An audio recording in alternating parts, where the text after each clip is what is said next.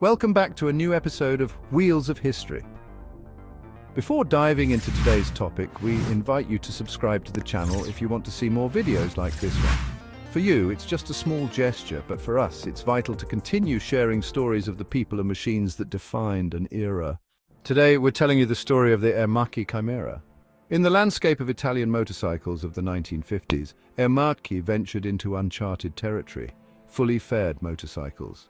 This choice, in some respects, might seem like a bold challenge, if not outright risky. Yet, despite past failures in both Italy and abroad with similar attempts, Aermacchi's leaders were undaunted. In their vision, the fairing wasn't merely an aesthetic indulgence, but an opportunity to create something new and prestigious that could attract an audience seeking exclusivity.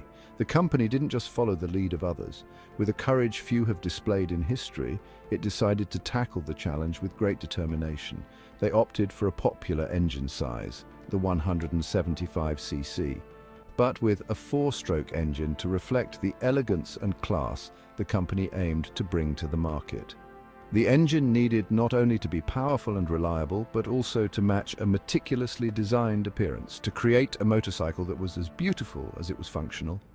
Aermacchi brought together some of the brightest minds in the industry. Leading the charge was Mario Revelli de Beaumont, a prominent Italian automotive and motorcycle designer. Revelli had a background as a racer, winning the nation's Grand Prix in 1925 on a GR500 motorcycle built with his brother Gino. He later transitioned to automobile design, collaborating with major Italian coach builders such as Farina, Ghia and Pininfarina, as well as international brands like Rolls-Royce and Maserati. After the war, he designed innovative vehicles, including the Simca 1000, and in 1952 moved to the United States to work with General Motors. Upon returning to Europe in 1955, he made history as the designer of the Aermacchi Chimera. A professional also active as a professor at the School of Applied Arts and Design in Turin and the Art Center in Pasadena, Revelli was tasked with the stylistic design of the project. His approach combined aesthetics and functionality, knowing full well that a fully fared motorcycle could not afford either excesses or compromises. The design had to be sharp, aerodynamic, yet supremely elegant. Not coincidentally, Revelli's automotive experience informed his belief that the design must reflect the personality of the vehicle, a motorcycle both powerful and mysterious, like the name chosen for the project, Chimera, suggested by Revelli himself. The name Chimera was emblematic of the personality of this motorcycle. It was not just any name, but a nod to a mythological figure, complex and fascinating, which perfectly reflected the character of the machine taking shape. The Chimera was meant to embody this spirit, a fusion of diverse elements, a unified creation designed to win the hearts of enthusiasts. The project, despite its ambitious foundations, was not without difficulties. The first stylistic sketch was drawn by Revelli using the prototype of a horizontal cylinder, two-stroke 125cc motorcycle that would never enter production, the Corsaro.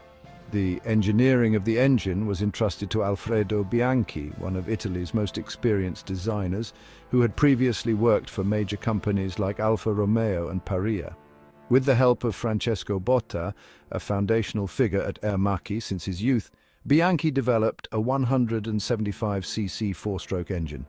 While not the most powerful displacement, it proved perfect for Aermacchi's goal to offer an elegant yet high-performing motorcycle without going overboard. This model not only broke away from the understated lines of previous Italian motorcycles, such as the Motom Delfino and 98, but it also bore a design heavily influenced by the American tendencies that Revelli infused into the Chimera, endowing it with moldings and embellishments that gave the model a distinctive character. Two elements stand out in the design of the Chimera: the large tunnel enclosing the engine, which served to channel air for cooling the cylinder while also protecting the rider from potential oil leaks, though increasingly unlikely by then, and the fuel tank that extended to the rear wheel, supporting the seat and fender. This design, with its horizontally striped color scheme, gave the motorcycle a dynamic and sleek appearance. The bodywork, made from ribbed die-cast lightweight alloy, also functioned to reduce vibrations, thereby improving comfort and stability. The engine, a creation of Bianchi and Botta's ingenuity, was a horizontal cylinder inspired partly by the Moto Guzzi school. With a displacement of 172.4 cc, it featured a forced lubrication system with a dual pump for oil delivery and recovery, an innovation that enhanced reliability. The engine produced 10 horsepower at 6,800 revolutions per minute with a bore of 60 mm and a stroke of 61 mm. The compression ratio was 7:1, making the engine robust yet highly efficient. The engine head was made of lightweight alloy with bronze valve seats and guides, while the fuel system relied on a 22 mm Del Auto carburetor. The primary transmission used helical gears to drive a multi-disc wet clutch, which transferred power to a 4-speed gearbox. The gear ratios, 2.91 for first, 1.76 for second, 1.27 for third and 1.0 for fourth, ensured a well-distributed power output. The Chimera's frame consisted of a single steel tube running from the steering head to a short vertical element that supported the engine and the swing arm. The rear suspension system was innovative for its time, featuring a single hydraulic shock absorber mounted above the rear frame, while the front used a commercially available telescopic fork, not specifically designed for the model. The brakes, also made of lightweight alloy, were drum type, with a diameter of 160 mm at the front and 140 mm at the rear. The 17-inch wheels were fitted with 2.50 front and 2.75 rear tires. In terms of performance, the Chimera achieved a top speed of 120 km per h, meeting period expectations.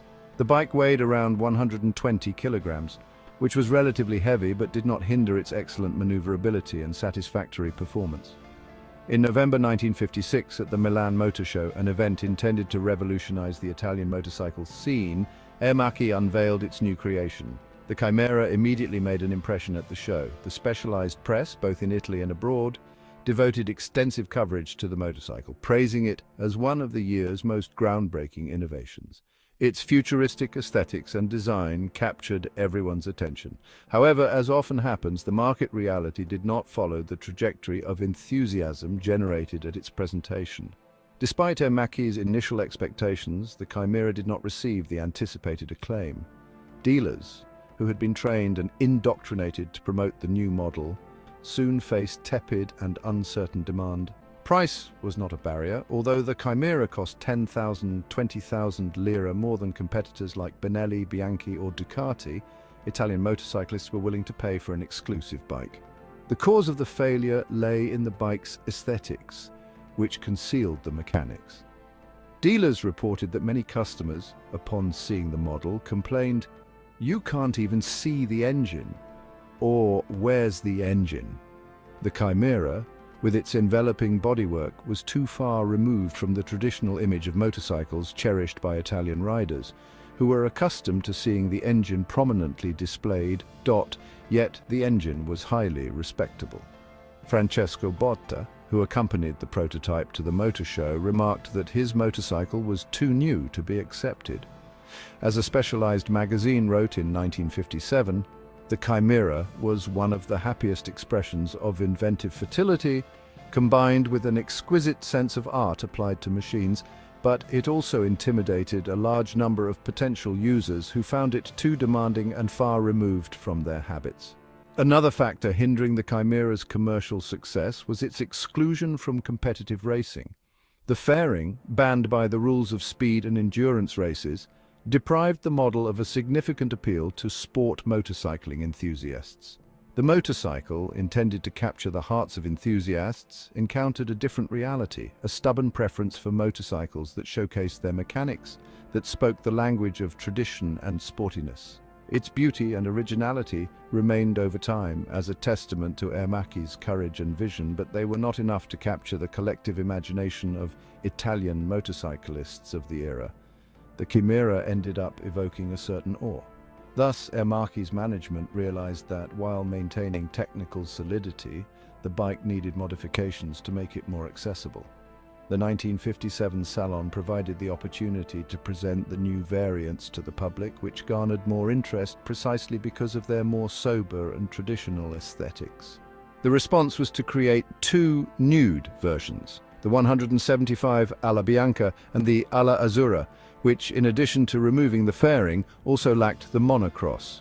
The Chimera 250 was also introduced where the displacement, torque and power were increased. "Perhaps we were scared too soon," clarified Botta, emphasizing how the Chimera, once the initial impression of its innovative design was overcome, could have received more attention.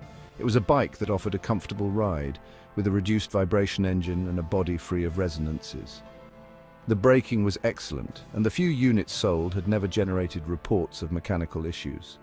However, it was the nude version that gained public favor, especially the 250 Alla Azzurra, which offered higher performance with an engine capable of delivering 12 horsepower at 7,200 revolutions per minute, compared to the 12.5 horsepower of the more powerful Chimera version.